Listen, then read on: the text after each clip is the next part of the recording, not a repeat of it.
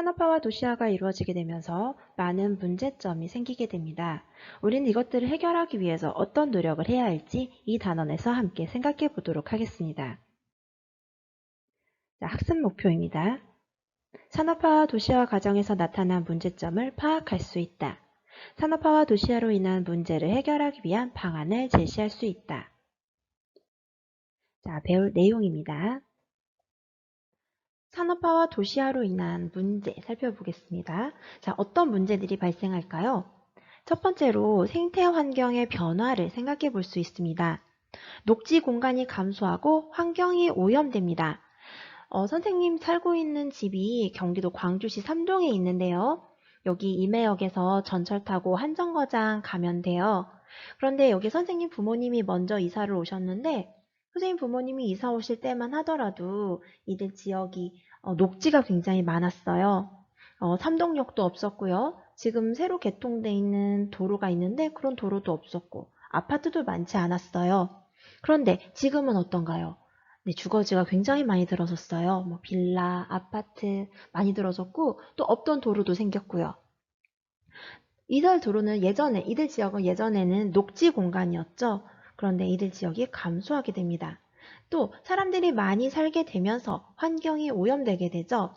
뭐 쓰레기도 많이 만들고요. 그리고 폐수, 뭐 생활하수라든지 이러면 안 되지만 뭐 공장에서 나오는 어떤 폐수나 아니면 상업시설에서 나오는 폐수 이런 거 살짝살짝 버리는 사람들도 있죠.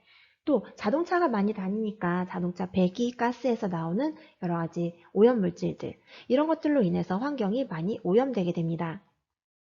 자, 2번 콘크리트, 아스팔트 포장 증가로 인해서 빗물을 잘 흡수하지 못해 도시 홍수가 자주 발생하게 됩니다. 예전에 녹지 공간이었거나 아니면 그냥 흙으로 덮여 있었을 때에는 비가 왔을 때 빗물이 땅에서 또는 그 풀이나 나무에서 흡수하는 양이 굉장히 많아요. 그런데 콘크리트나 아스팔트로 덮여버리면 어떻게 될까요? 네, 빗물이 땅속으로 스며들지 못하고 바로 하수구를 통해서 하천으로 흘러 들어가게 되죠. 그럼 하천의 수위가 굉장히 빠르게 상승하게 됩니다. 이로 인한 홍수 피해가 증가하고 있는 거죠. 자, 3번 냉난방 시설과 자동차 등에서 나오는 인공열로 인해서 도심의 기온이 주변 지역보다 높은 열섬 현상이 나타나게 됩니다. 자, 열섬 현상 뒤에서 조금 더 자세하게 살펴보도록 하겠습니다.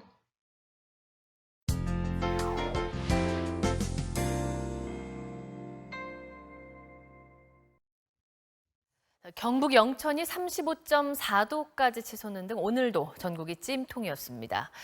특히 도심에선 한낮 땡볕에다 차와 에어컨 등이 뿜어내는 열기까지 보태지면서 하루 24시간 더위가 가시지 않고 있습니다. 먼저 손병상 기자입니다. 낮 최고 기온이 31.9도까지 오른 서울 도심. 뜨거운 땡볕이 내리쬐는 도로 위로 자동차들이 쉴 새 없이 지나갑니다. 열화상 카메라로 들여다보자 엔진룸 주변이 50에서 60도까지 달아올라 한 대 한 대가 다 움직이는 난로나 마찬가지입니다. 배기구에서도 60도 안팎의 뜨거운 공기가 대기 중으로 마구 뿜어져 나갑니다. 상가가 밀집한 지역에서는 에어컨 실외기가 뜨거운 열기를 뿜어내고 있습니다. 시민들이 지나는 바로 옆으로 쏟아져 나오는 열풍은 50도를 훌쩍 넘습니다. 그나마 도심 숲만 열화상 카메라의 푸른색을 유지하는 정도. 이러다 보니 인공열이 쌓이는 도심은 열에 갇힌 섬처럼 해가 져도 기온이 크게 떨어지지 않습니다. 어젯밤 9시만 해도 한반도 서쪽과 영남 대부분이 25도를 넘었다가 밤이 깊어가며 온도가 떨어졌지만 서울, 부산, 대구 등 대도시 지역은 새벽까지도 25도 이상을 기록했습니다. 불쾌지수가 너무 높아가지고 자다가도 좀 5번 정도 깨고. 한 국내 연구진의 분석에선 반경 500m 안에 도로가 0.1제곱킬로미터 증가하면 특히 야간의 체감 온도가 2도 가까이 더 올라갔습니다. 야간에는 교통량이라든지 교통지역의 감소가 어떤 체감온도 관련해가지고 좀 큰 효과를 보인다는. 전문가들은 한여름 열섬 현상을 줄이기 위해선 자동차 사용과 냉방을 최대한 자제하는 것이 현재로선 최선이라고 강조합니다. MBC 뉴스 손병산입니다. 네, 앞에서 열섬 현상과 관련된 TV 뉴스 살펴봤어요. 자, 열섬 현상 왜 발생하는 거였을까요? 네, 공장의 매연, 자동차의 배기가스, 또 냉방기기, 난방기기에서 나오는 인공열, 또 아스팔트와 콘크리트 면적의 확대로 인해서 집 표면에 보온 효과 나타나죠. 여러분 여름에 보면 그 땅에서 아지랑이처럼 이렇게 김이 오르는 모습 볼 수가 있어요. 이들 지역은 열 에너지를 흡수하고 이런 에너지를 가지고 있다, 보유하고 있다, 방출을 하죠. 그러니까 굉장히 덥죠. 또 녹지 면적이 축소가 되죠. 자, 이런 인공 피복이 덮여 있는 지역과 녹지로 덮여 있는 지역에서 살펴봤을 때 태양 에너지를 반사하는 양과 흡수하는 양에서 차이가 있습니다. 이런 도시적인 도시 피복들은 땅을 좀 더, 그러니까 열 에너지를 많이 보유함으로써 더 덥게 만드는 거죠. 자, 이런 열섬 현상은 고기압의 영향으로 인해서 하늘이 맑고 바람이 약할 때 주로 발생합니다. 계절로 살펴봤을 때에는 겨울에 조금 더 뚜렷하고요. 밤에 심하게 나타나게 됩니다. 자, 우리 등온선으로 한번 살펴볼게요. 네, 열섬 현상이 나타난 겨울철의 등온선도입니다. 자, 서울이네요. 자, 여기 한번 살펴볼게요. 자, 중구, 명동, 이쪽 종로구 일대 도심 지역 보니까 영하 4도 나와 있어요. 그런데 외곽 지역은 어떤가요? 영하 10도, 영하 12도, 영하 14도. 도심과의 기온 차이가 굉장히 크죠?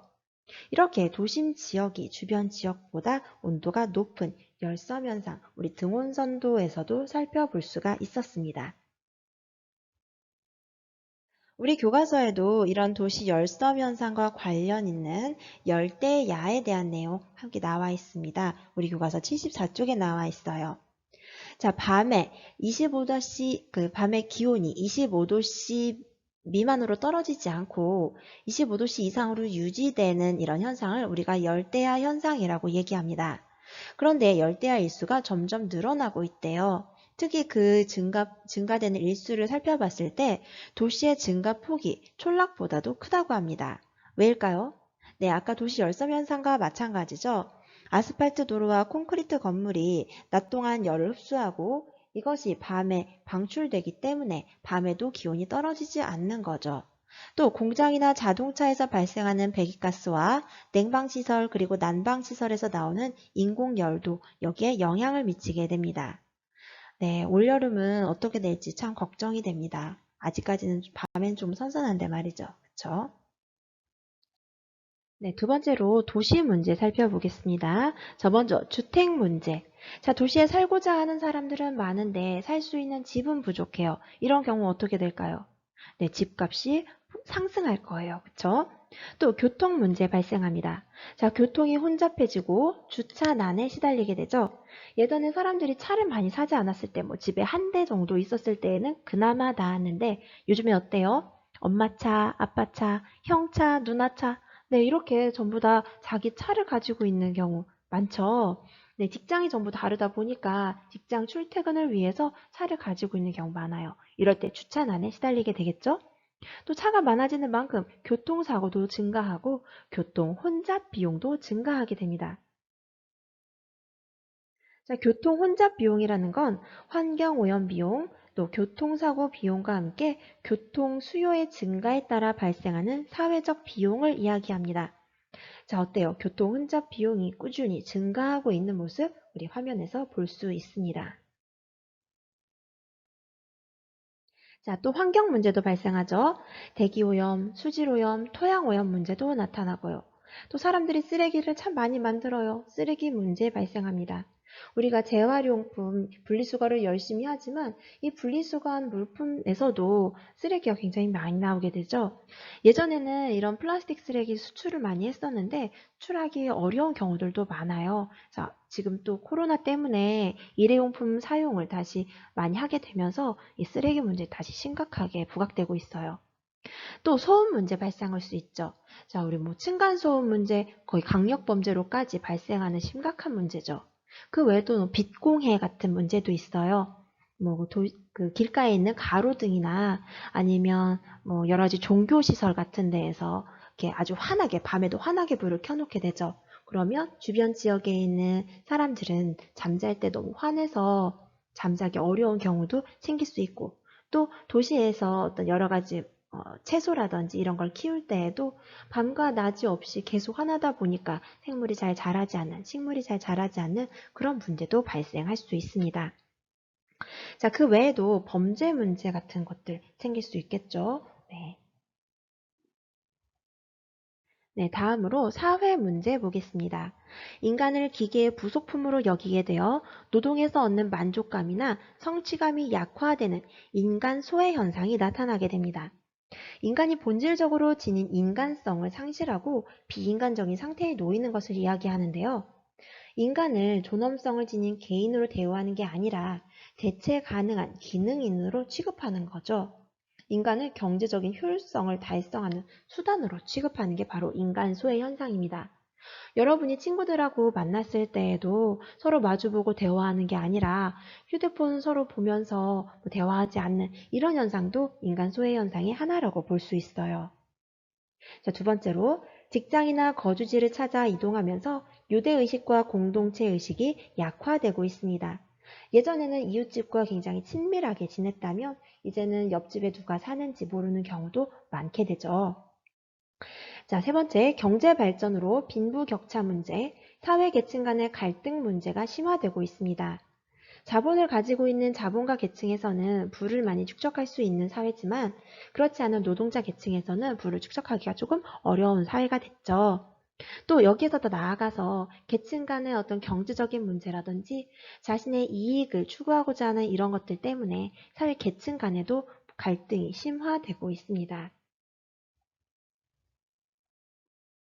자, 이런 산업화와 도시화로 인한 문제를 해결하기 위해서 우리는 어떤 노력을 기울이고 있을까요? 자, 먼저 사회적 차원의 노력을 살펴보도록 하겠습니다. 주택 문제를 해결하기 위해서 신도시를 건설하거나 도시 재개발 사업을 추진할 수 있겠어요. 우리나라는 1980년대 이후에 대규모 주택 단지를 건설하는 등의 방법으로 수도권의 주택 문제를 해결하기 위해서 노력했죠. 우리가 살고 있는 성남의 분당구, 바로 이 신도시로 건설 사업으로 인해서 만들어진 새로운 도시네요. 또 도시 재개발 사업을 추진할 수 있습니다. 도시 내부에 있는 이런 어떤 슬럼화되어 있는 그런 지역들을 새롭게 바꾸는 사업이죠.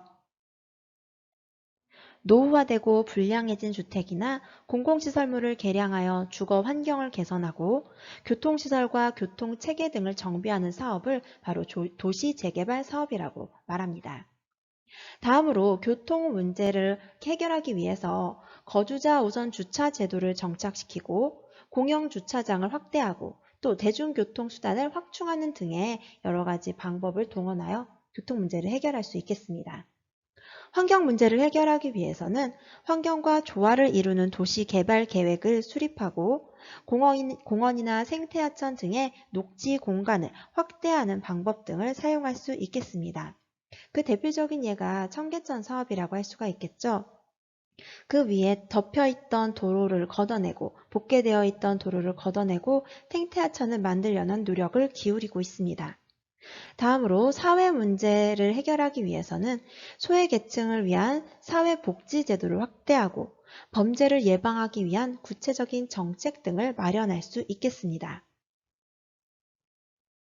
개인적 차원에서는 어떤 노력을 기울일 수 있을까요? 쓰레기를 분리수거하고 대중교통을 이용하는 등의 실천하는 자세를 키워야 되겠습니다. 또 인간의 존엄성을 중시하고 타인을 존중하는 자세도 갖춰야겠죠. 지나친 개인주의를 피하고 공동체 구성원과의 연대 의식도 함양해야 하겠습니다. 우리 교과서 76쪽에 생각을 키우는 활동에서 도시 문제를 어떻게 해결할 수 있을까에 대한 내용이 나와 있어요. 우리 화면에서 보이는 자전거, 바로 공공자전거죠. 프랑스 파리의 벨리브, 독일 프랑크푸르트의 넥스트바이크, 미국 뉴욕의 시티바이크는 가장 대중화된 공공자전거 서비스입니다. 서울특별시는 따릉이, 대전광역시는 타슈, 창원시에는 누비자라는 공공자전거가 있대요. 우리 성남시는 어떤가요? 공공자전거 제도가 있나요? 또 최근에는 자동차 공유 제도와 공공자전거 서비스 등을 통해서 이동수단의 공유가 활성화되고 있는데요. 교통수단뿐만이 아니라 여러 가지 물품을 공유하는 공유 경제가 활성화되고 있어요. 공유 경제라는 건 물품과 서비스 등을 개인이 소유하지 않고 함께 나눠서 필요한 만큼 사용함으로써 자원 활용을 극대화하는 경제 활동 방식입니다. 자, 아래쪽에는 도시농업에 대한 글 나와 있네요. 도시농업이란 주택이나 학교, 회사 등의 내외부, 옥상, 발코니 등을 활용하여 농산물을 생산하는 농업을 이야기합니다. 이런 도시농업은 도시 경관을 개선하고 시민들의 건강을 증진하며 가족, 이웃 간의 소통의 장을 마련한다는 점에서 효과가 있죠. 또 도시 내 녹지 공간을 늘려서 공기를 정화하고 열섬 현상을 완화하며 빗물의 흡수와 순환을 촉진한다는 장점도 가지고 있습니다. 옥상에 정원이나 텃밭을 조성한 경우에 난방비를 16.6% 정도 절감할 수가 있대요. 또 도시 내 녹지 공간은 물과 공기의 순환도 돕는데 도시 100제곱미터를 10cm 깊이로 녹지화할 경우에 2000리터 가량의 빗물을 저장할 수 있다니 굉장히 많은 양이죠. 네, 여기에서도 보니까 도시 녹지 공간, 주말 농장이죠. 주말 농장을 활용하는 모습 볼 수가 있습니다. 자, 이렇게 나타난 자료들을 통해서 산업화 도시화로 인한 문제를 해결하기 위해서 어떤 방안을 만들 수 있는지 개인적 차원과 사회적 차원에서 제안을 해볼까요? 자, 개인적 차원에서는 대중교통을 이용하고 이웃 간의 주차 공간을 서로 배려할 수 있겠습니다. 사회적 차원에서는 카쉐어링 제도를 확대하고 대중교통 수단을 확충할 수 있겠죠. 자, 생활 양식에서는요. 쓰레기를 분리수거하고 자원 절약, 에너지 절약을 하는 개인적 활동을 할 수 있겠습니다. 사회적으로는 도시 숲이나 공원을 확대하고 빗물을 관리할 수 있는 시스템을 확충할 수 있겠죠.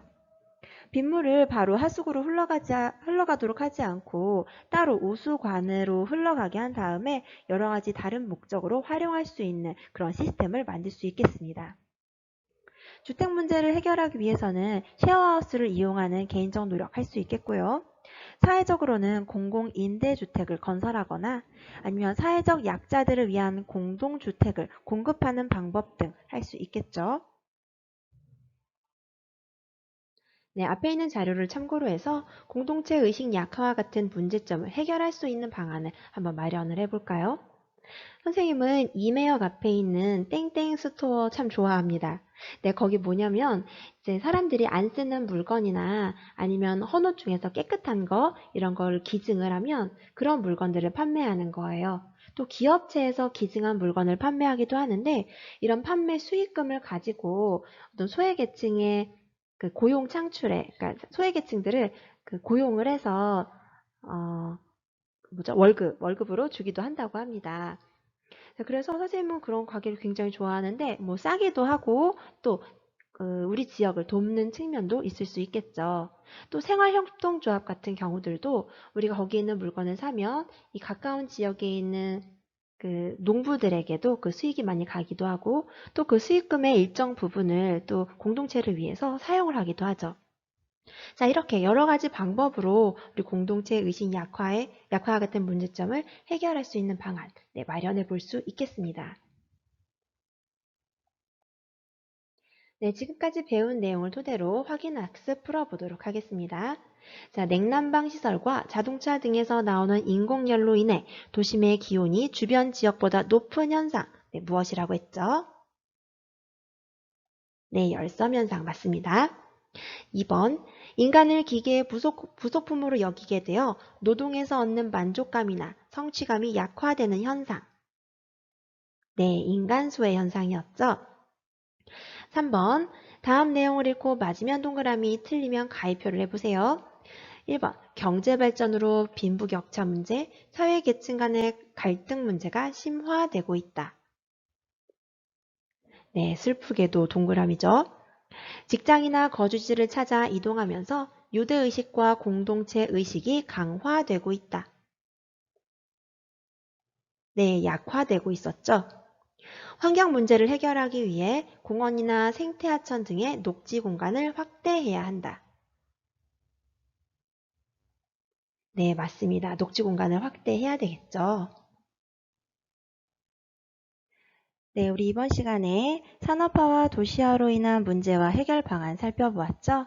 자, 다음 시간에는 생활공간과 사회 세 번째 시간, 중단원 2, 교통통신의 발달과 정보화, 3, 지역의 공간 변화에 대해서 살펴보도록 하겠습니다. 여러분, 이번 시간 수고 많으셨어요.